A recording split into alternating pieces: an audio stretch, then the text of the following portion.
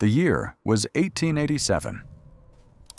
The month was January, though the calendars nailed to the walls of the great timber houses had long ceased to matter.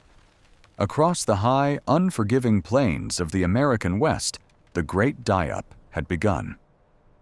It was a winter so absolute, so devastatingly cruel, that it would forever alter the history of the frontier. Outside, the atmosphere did not merely drop in temperature, it weaponized. The mercury plummeted to 40 degrees below zero. The wind, howling across the flatlands without a single mountain to break its momentum, carried jagged shards of ice that could strip the bark from a mature pine tree. In the heart of the newly established, booming mining town of Oak Haven, the architectural monuments to human arrogance were failing. Master builder Cornelius, a man who had grown wealthy designing rigid, towering Victorian mansions for the mining barons, stood in the center of his own opulent parlor, trembling uncontrollably. He had spent $850, a staggering fortune, on imported kiln-dried timber, intricate glass windows, and a massive, ornamental iron coal boiler. Yet, as the bomb cyclone hammered against the flat, unyielding surfaces of his grand home, the walls began to scream. The inflexible wooden beams, devoid of any natural elasticity, snapped and groaned under the immense barometric pressure. The wind found every microscopic gap between the expensive boards, driving the sub-zero draft inside like invisible daggers. Cornelius's iron boiler consumed hundreds of pounds of expensive anthracite coal, but the heat instantly vanished, sucked out through the porous, freezing walls. His breath hung in the air of his own living room as a thick cloud of frost. He, like all the elite of Oak Haven, was discovering a terrifying truth. Nature does not care about your bank account, and the wind does not respect your titles. But less than 2 miles away, hidden in the subtle depression of a dry creek bed, the storm was completely powerless. If you were to stand outside this structure, you would barely notice it. It looked like a natural snowdrift, a smooth, aerodynamic mound rising gently from the earth. The screaming blizzard winds, traveling at 70 miles per hour, did not slam into flat, resistant walls here. Instead, the wind was caught by the smooth, curved geometry of the dome, forced to glide seamlessly over the top, exerting zero structural stress. Inside this humble earthen womb, there was no howling wind. There was only a profound, sacred silence. Ilara sat on a simple wooden stool, her heavily calloused, scarred hands resting gently around a tin cup of hot, steaming pine needle tea. The air inside smelled of dried sweetgrass, warm clay, and the faint, comforting scent of wood smoke. The temperature was a perfectly stable, life-saving 68 degrees.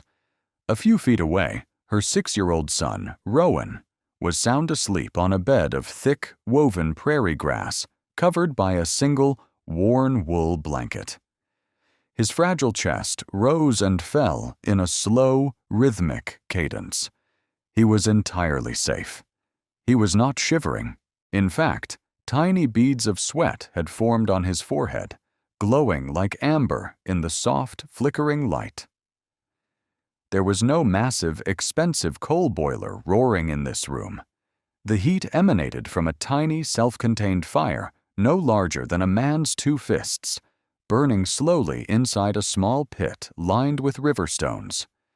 The true magic, the quiet miracle keeping this mother and child alive while the masters of industry froze in their mansions, was the very skin of the shelter. The walls, almost 2 feet thick, were a masterclass in ancestral engineering. A skeletal frame of flexible, woven green willow branches, heavily plastered with a dense mixture of local clay, mud, and dry grass. This was a continuous thermal mass. The heavy earthen walls absorbed the faint, gentle heat of the tiny fire throughout the day, storing it like a slow-release thermal battery. Now, in the dead of the freezing night, those massive walls radiated that stored warmth back into the center of the room. It was an embrace from the earth itself. Ilara took a slow sip of her tea, her eyes reflecting the dancing flames. She did not feel triumph over the freezing men in the town above. She only felt a deep, ancestral gratitude. She looked at her sleeping son, and a quiet tear slipped down her cheek, instantly evaporating in the warm, dry air of their sanctuary. How does a woman, entirely alone, conquer the deadliest winter of the century?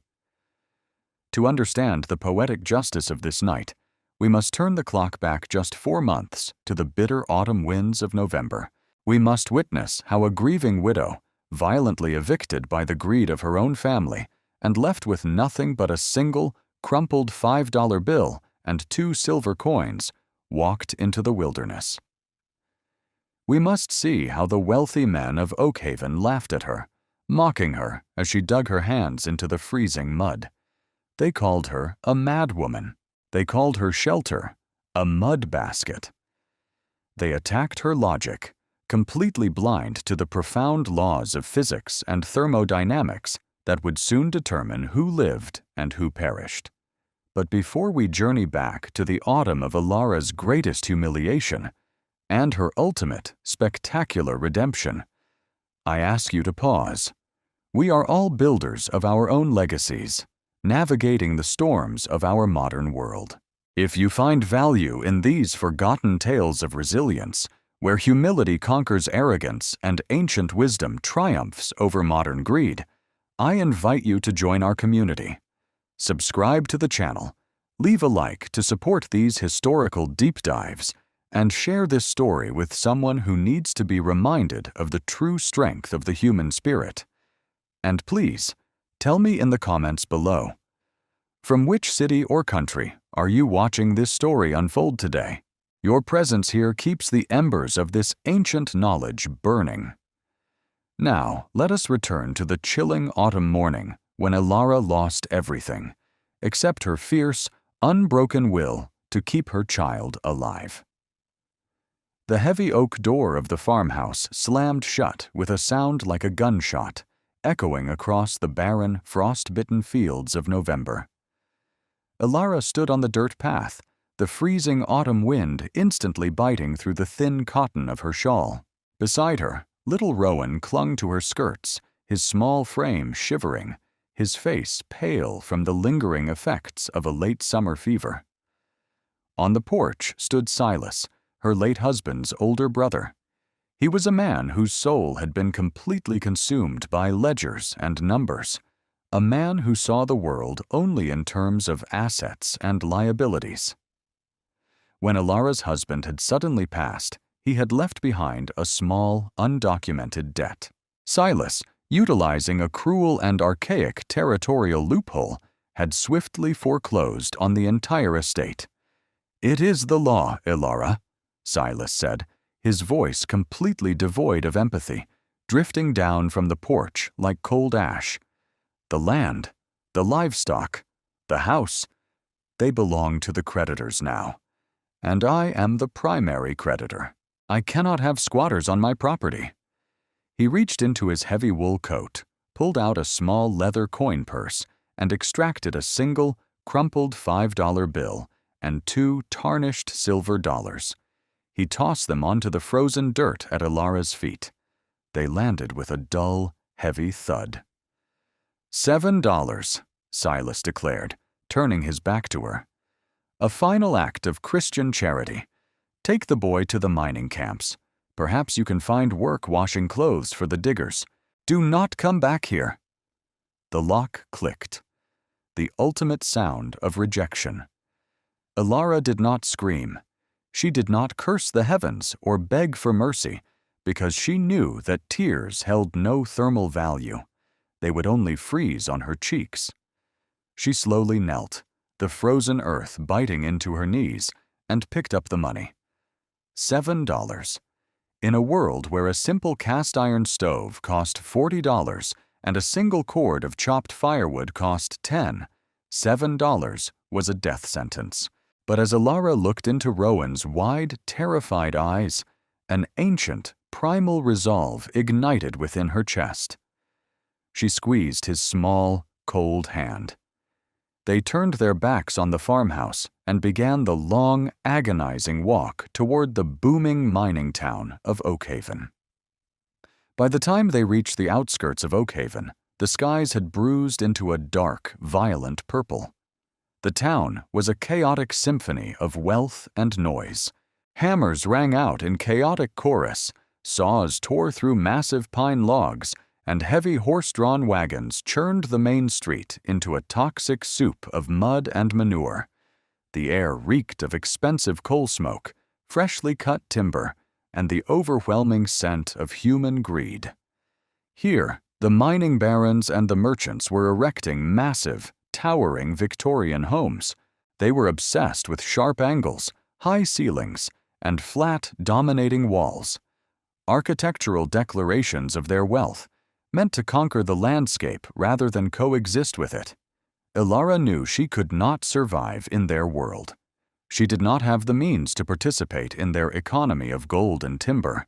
Instead, she led Rowan away from the noise, moving toward the unwanted, desolate fringes of the settlement.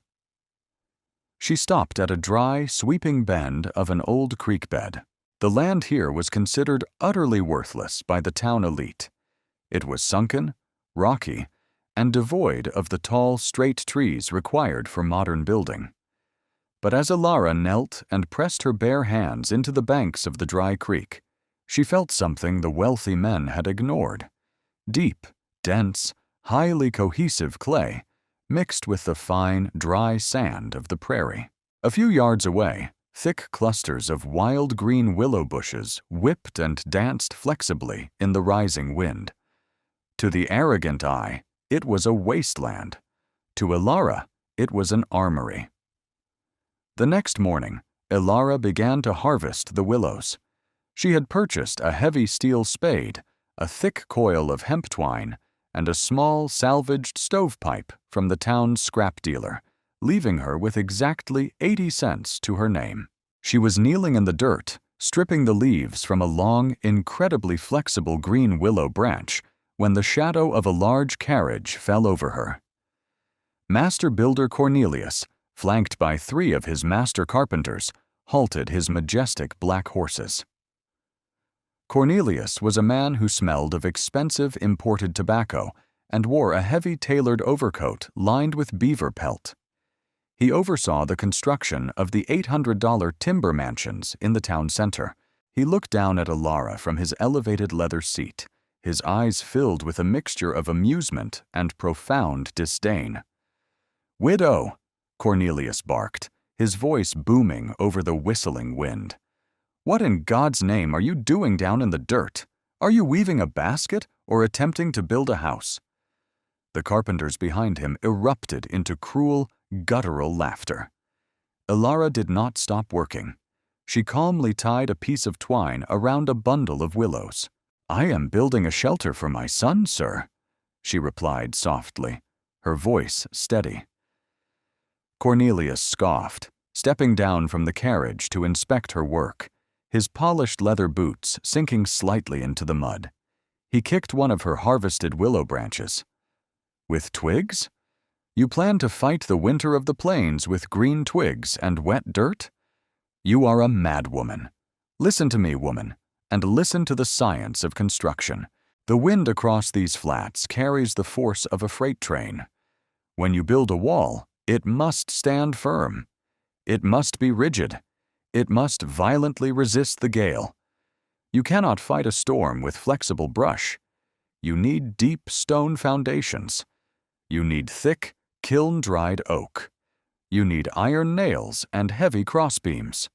He pointed his silver-tipped walking stick at the piles of clay she had excavated. "And this mud? You plan to slap mud on sticks? Have you completely lost your mind? The frost will instantly penetrate the moisture in that clay. The ice will expand, the earth will crack, and your pathetic mud basket will turn to frozen dust by the first week of December. You need mass. You need iron. You need coal." Cornelius leaned in, his face twisted into a mask of condescending pity. "You are going to freeze that boy to death out of sheer stubborn ignorance. Take your $7, buy a train ticket to the city, and throw yourself on the mercy of the orphanages. This land belongs to men who can afford to tame it." The carpenters laughed again, a harsh, grating sound that seemed to slice through the cold air. They climbed back into their carriage, leaving Elara in the dirt, enveloped in a cloud of dust and the bitter sting of their mockery. But as the carriage rolled away back toward the towering, rigid wooden houses of the elite, Elara looked down at the green willow branch in her hand. She bent it. It curved beautifully, forming a perfect arc, absorbing the kinetic energy without snapping. She looked at the dense clay. Cornelius understood money, and he understood the brutal force of iron and dead wood. But he did not understand the profound, silent laws of physics. He did not understand aerodynamics. He did not understand thermal inertia. He believed that to survive nature, you had to fight it with a rigid fist. Elara knew that to survive the fury of the earth, you had to let it embrace you. And so, with bleeding fingers and a heart full of silent defiance, she began to weave. The carriage of the master builders disappeared into the distance, leaving only the bitter scent of their expensive cigars to mingle with the cold prairie wind. Elara stood alone in the desolate creek bed. She looked at her hands, already red and raw from the cold, and then down at her 6-year-old son, who was wrapped tightly in her own shawl, his teeth chattering softly. She had exactly 80 cents left in her pocket. She had spent exactly $6.20 of her meager eviction allowance, $4 for a heavy steel spade, $1.20 for a thick coil of hemp twine, and $1 for a salvaged, rusted cast-iron stovepipe. In the booming town of Oakhaven, men like Cornelius were spending upwards of $800 on imported timber and another $300 on massive iron coal boilers, plunging themselves into debt to erect monuments to their own pride. Elara's architectural budget was $6.20, but she possessed an asset far more valuable than gold: the ancestral memory of her grandmothers, women who understood that the earth is not a dead thing to be paved over, but a living entity that offers salvation to those who know how to ask. Elara began by digging. She did not build on top of the flat earth, exposed to the howling gales. Instead, she used her heavy spade to carve a circular depression into the bank of the dry creek, digging 3 feet down. This was not mere desperation. It was a profound application of passive geothermal engineering. The master carpenters built their rigid wooden boxes entirely above ground, where the winter air would soon reach 40 degrees below zero. But the Earth is a massive thermal reservoir. Just 3 feet below the surface, the soil maintains a constant, stable temperature of around 50 degrees, regardless of the blizzards raging above. By sinking the floor of her shelter, Elara was instantly securing a baseline of warmth that no amount of expensive coal could ever replicate in a drafty timber house. Next came the skeleton of her home. Elara took the thick green willow branches she had harvested, the very twigs that Cornelius had so viciously mocked. She drove the thickest ends deep into the perimeter of the circular trench. Then, bending them inward with all her body weight, she crossed them at the top, binding them tightly with the hemp twine. She wove smaller, more flexible branches horizontally through the vertical supports, moving in an intricate, rhythmic pattern. Over 4 agonizing days, working from dawn until the last light bled from the sky, a magnificent, inverted basket emerged from the earth.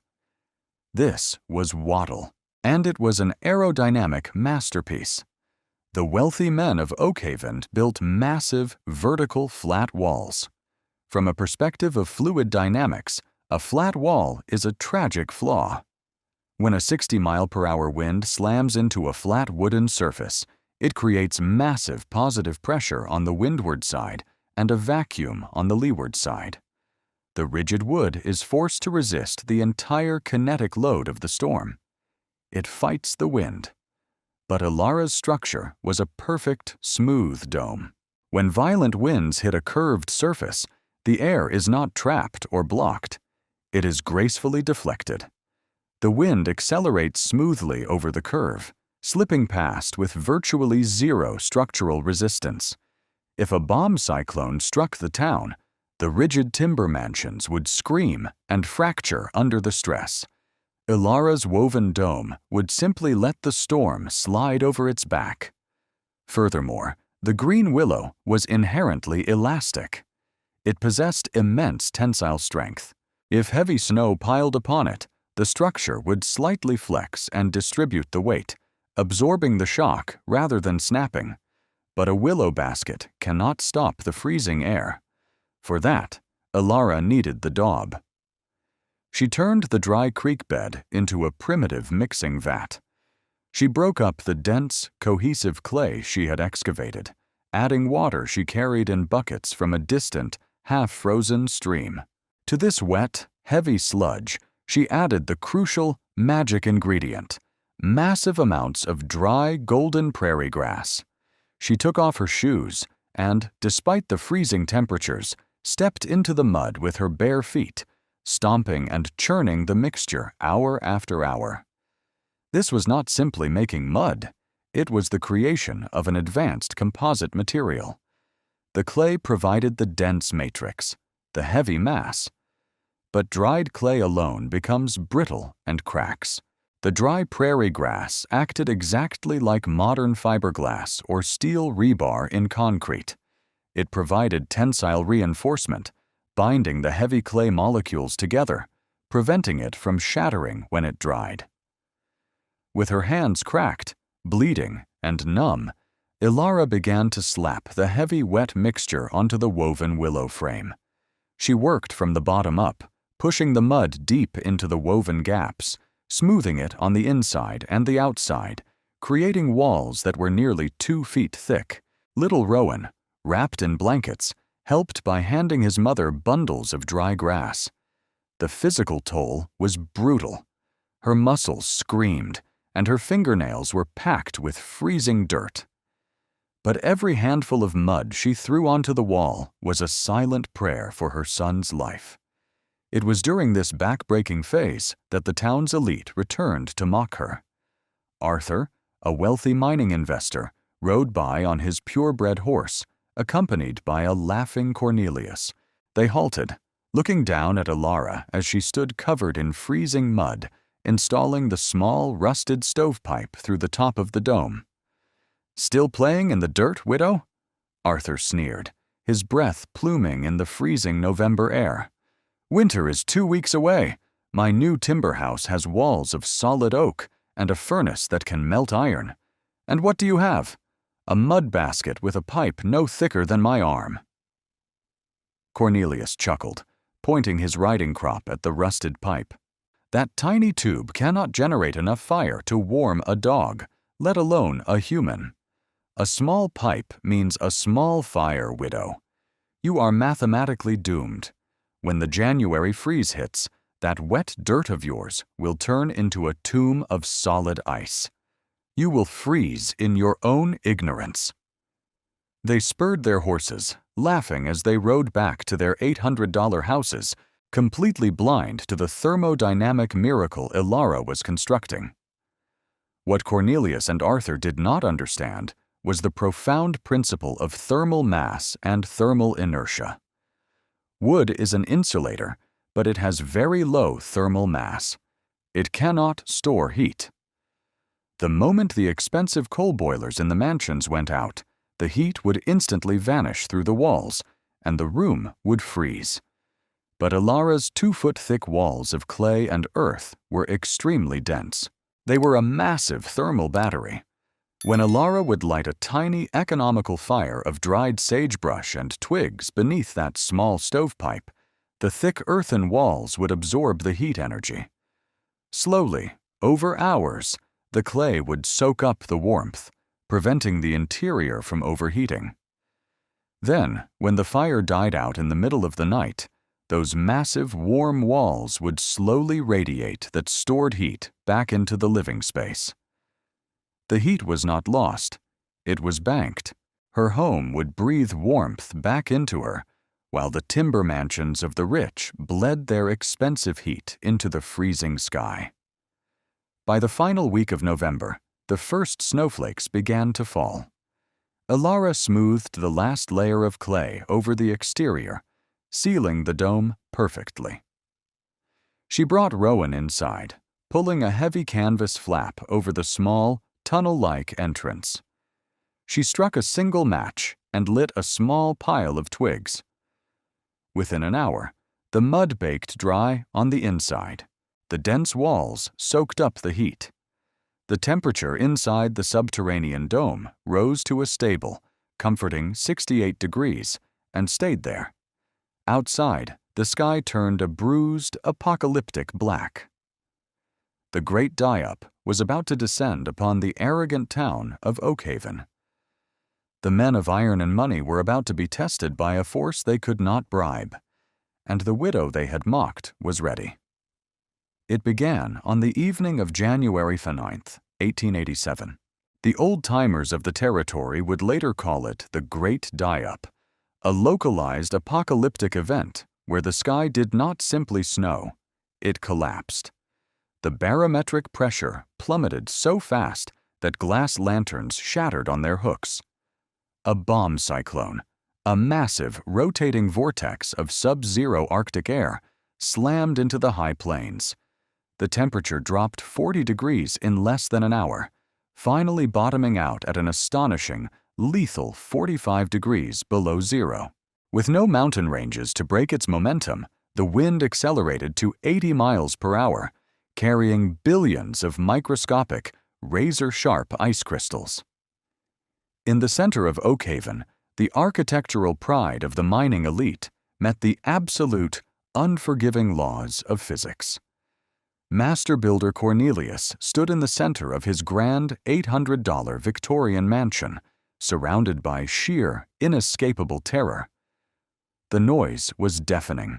It sounded as though 100 freight trains were actively colliding with his walls. The fundamental flaw of his arrogant design was now painfully obvious. He had built a massive, rigid, flat-faced box to fight an aerodynamic nightmare. As the 80-mile-per-hour winds slammed directly into his expensive, kiln-dried oak walls, the kinetic energy had nowhere to go. The wind hit the flat surface, creating explosive positive pressure on the front of the house and a violent, tearing vacuum on the back. The house was literally being ripped in two directions at once. The rigid beams, lacking any natural flexibility, shrieked and groaned in agony. Iron nails, stressed beyond their sheer strength, began to pop from the wood like metallic bullets. Cornelius frantically shoveled imported anthracite coal into his massive $300 iron boiler. The heavy furnace roared, glowing cherry red, consuming fuel at an astronomical rate. But it did not matter. The physics of his mansion were mathematically doomed. Wood is a decent insulator, but it possesses virtually zero thermal mass. It cannot store thermal energy. As the violent barometric pressure warped the rigid wooden joints of the house, microscopic fissures opened everywhere. The howling blizzard injected sub-zero air directly through the walls. The intense heat radiating from the massive iron boiler was instantly neutralized, sucked right out of the building. Despite a raging fire in the room, Cornelius's breath hung in the air as a thick, white cloud. A layer of crystalline frost was rapidly creeping up the inside of his expensive wallpaper. He had spent $1,100 to freeze to death in a luxury wooden box. The pendulum swings. Less than 2 miles away, hidden in the subtle depression of the dry creek bed, there was no roaring boiler. There was no shrieking timber. There was only the gentle, rhythmic breathing of a 6-year-old boy. Inside her $6.20 mud basket, Ilara sat on the earthen floor, mending a pair of woolen socks. The contrast was staggering. Above her head, the bomb cyclone raged with the exact same lethal intensity that was destroying the town. But here, the noise was reduced to a distant, muffled hum. The violent 80-mile-per-hour winds did not slam into her home. They encountered the smooth, perfectly curved aerodynamic dome of her woven willow roof. The wind was forced to gracefully deflect, accelerating smoothly over the top, exerting zero structural stress. The wattle and daub structure did not fight the storm. It let the storm slip away. The air inside was thick, still, and beautifully warm. Ilara had not purchased a single pound of expensive coal. Beneath her small, $1 salvaged iron pipe, she fed a tiny, gentle fire using handfuls of free, dried sagebrush and dead willow twigs. It was a fire so small a man could easily step over it. But Ilara did not need a roaring furnace because she possessed the ultimate engineering advantage: immense thermal mass. Her 2-foot-thick walls of clay, earth, and dry prairie grass had absorbed the gentle heat all afternoon. Now, as the outside temperature plunged to 45 below zero, those massive earthen batteries were slowly, steadily radiating a perfectly stable 68 degrees back into the room. The heat did not escape because the dense earth trapped it, holding the warmth like a mother holding a child. Rowan was fast asleep, his cheeks flushed with a healthy, warm pink, a thin sheen of sweat on his brow. The earth had embraced them. The pendulum swings back. In the town center, the psychological collapse of the wealthy men had begun. Arthur, the wealthy mining investor who had so viciously mocked Ilara, was trapped in his own nightmare. His massive, flat-roofed timber house was losing the battle against fluid dynamics. The wind, cresting over his flat, unyielding roof, created a massive uplift force, the exact same aerodynamic principle that lifts an airplane wing. With a sound like a cannon blast, a massive section of Arthur's expensive roof simply tore away, vanishing into the whiteout. Instantly, the blizzard invaded. The heavy snow buried his expensive Persian rugs.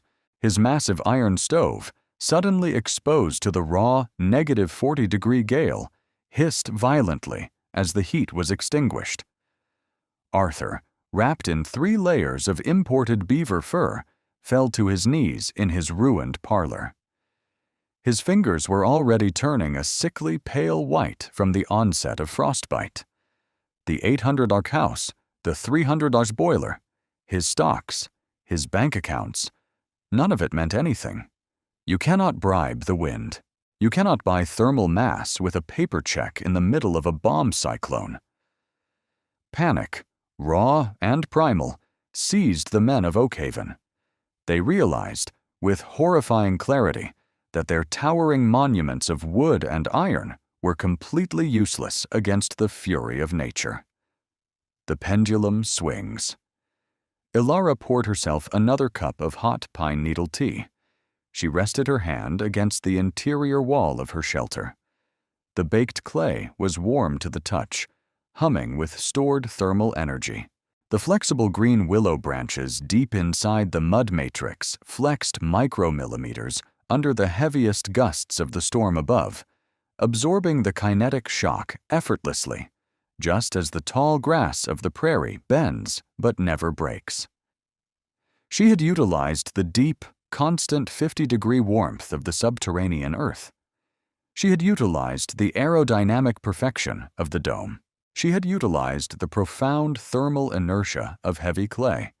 For $6.20, she had built an impenetrable fortress of physics and ancestral wisdom. Outside, in the lethal, blinding whiteout, a desperate migration was beginning. The masters of industry, The arrogant men who believed their wealth elevated them above the laws of nature were abandoning their freezing, ruined mansions. Cornelius, Arthur, and even Silas, Ilara's cruel brother-in-law, were stumbling blindly through the snowdrifts, their expensive coats failing to stop the biting frost. They were freezing to death. And as their bodies shut down, their desperate, terrified minds remembered the one place they had seen built entirely different from their doomed wooden boxes. They remembered the despised, forgotten creek bed. They remembered the widow in the dirt. They remembered the mud basket. The whiteout was absolute. To walk through the streets of Oakhaven during the climax of the bomb cyclone was to walk through a frozen, roaring ocean. The temperature had stabilized at a deadly 45 degrees below zero, but the wind chill, driven by the 80-mile-per-hour gales, pushed the effective temperature to a catastrophic -70. In these conditions, exposed human flesh freezes solid in less than 3 minutes. Through this blinding, screaming void, 3 figures stumbled blindly. Cornelius, the master builder who had championed the $800 timber mansions. Arthur, the wealthy mining investor whose flat-roofed home had been torn open by the aerodynamic uplift of the storm. And Silas, the cruel, calculating brother-in-law who had evicted Ilara and her frail son into the bitter autumn, armed with nothing but a ledger and a $7 allowance. Their wealth meant absolutely nothing now. Arthur's imported beaver pelt coat was frozen solid, acting as a rigid, useless shell that trapped no body heat. Cornelius's leather boots, custom-made in Boston, had become blocks of ice, causing him to stumble over the snowdrifts on completely numb feet. They were weeping, but their tears froze instantly, sealing their eyelashes shut with crystalline glue. They had abandoned their ruined, freezing mansions. They were dying, their core body temperatures plummeting as hypothermia hijacked their nervous systems. Driven by primal, desperate instinct, they crawled away from the towering, shattered wooden houses at the center of town. They crawled toward the dry creek bed. They were searching for the one structure they knew had not been built to fight the wind, but to evade it. Through the sheer, violent curtain of the blizzard, Cornelius saw it. A faint, almost imperceptible glow. It was the rusted, $1 stovepipe protruding from the aerodynamic curve of the snow-covered dome. The wind was shrieking violently all around them, but as they collapsed near the structure, they noticed a terrifying, humiliating truth. The air immediately surrounding the dome was calmer. The fluid dynamics of the Wattle and Daub vault were effortlessly parting the 80-mile-per-hour winds, forcing the deadly draft to glide completely over and away from the entrance. Silas, his lips blue and his hands curled into frozen claws, slammed his fists against the heavy canvas flap that covered the tunnel-like doorway. "Help!" he screamed, though the wind snatched the word from his throat instantly. "Please! In the name of God, help us!" Inside the profound, 68-degree silence of the mud basket, Ilara heard the faint, pathetic scratching. She set down her mending. She did not hesitate. She did not feel the dark, bitter thrill of vengeance. The guardian of knowledge does not delight in the suffering of the ignorant. She pities it. Ilara pulled back the heavy canvas flap. The 3 wealthiest, most arrogant men in Oakhaven collapsed onto the earthen floor of her $6.20 shelter. They lay there, gasping, shaking uncontrollably, their expensive coats covered in a thick crust of ice. As the canvas flap fell shut behind them, the transformation was instantaneous and shocking. The deafening roar of the bomb cyclone vanished, replaced by a profound, sacred quiet. The 2-foot-thick walls of clay and prairie grass completely insulated the interior from the acoustic violence of the storm. And then, the heat hit them. It was not the harsh, dry, fleeing heat of an expensive iron coal boiler. It was a deep, pervasive, maternal warmth. The massive thermal battery of the earthen walls, having absorbed the gentle heat of the tiny sagebrush fire all day, was now radiating that stored energy perfectly and evenly into the room. Cornelius, shivering violently, reached out a trembling, frostbitten hand and touched the interior wall. The mud, baked dry and hard, felt like a living, breathing stone. It was warm, profoundly warm. The master builder, the man who had laughed at her flexibility and mocked her use of earth, began to weep with absolute shame. He looked at the woven green willow branches exposed near the ceiling, the twigs that were currently holding back a storm that had destroyed his massive oak beams. He realized, in that moment of desperate survival, that his entire education, his entire philosophy of conquering nature with rigid force and expensive materials, was a catastrophic lie. Arthur looked across the small room. Little Rowan, the boy they had condemned to death, was sleeping peacefully, his chest rising and falling in perfect, warm rhythm. Silas, the man of ledgers who had thrown Ilara into the cold for a minor debt, could not even meet her eyes. He lay on the warm dirt floor, sobbing into his frozen hands. Ilara did not gloat. She did not demand apologies. She simply went to her small iron pot, poured 3 tin cups of hot pine needle tea, and handed them to the trembling men. "Drink," she said softly. "The earth has enough warmth for all of us, if we simply remember how to ask." That night, the arrogant elite of Oakhaven were kept alive by the charity of the widow they had humiliated, sheltered inside the very dirt they had mocked. The bomb cyclone raged for 3 unbroken days. When the sky finally cleared, revealing a brilliant, piercing blue, the true scale of the great die-up was unveiled. It was utter devastation. The towering Victorian mansions were structurally ruined, their roofs torn off, their rigid frames shattered. The mining barons' imported cattle, thousands of head, were frozen solid in the fields.